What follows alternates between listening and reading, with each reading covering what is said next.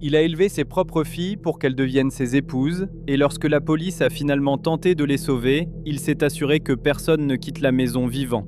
Voici l'effroyable affaire de Marcus Wesson.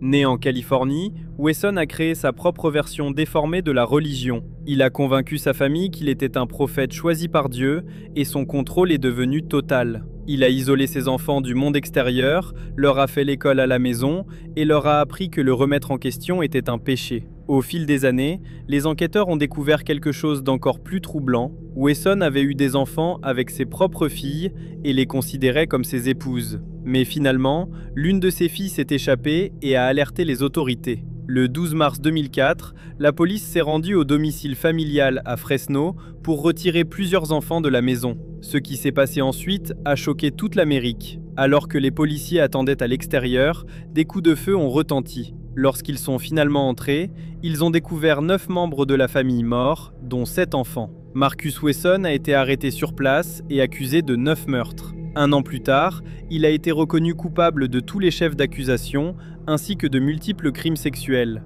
Il a été condamné à mort et à 102 années de prison supplémentaires. Aujourd'hui encore, cette affaire reste l'un des exemples les plus terrifiants de manipulation, d'abus et d'emprise familiale de l'histoire criminelle américaine.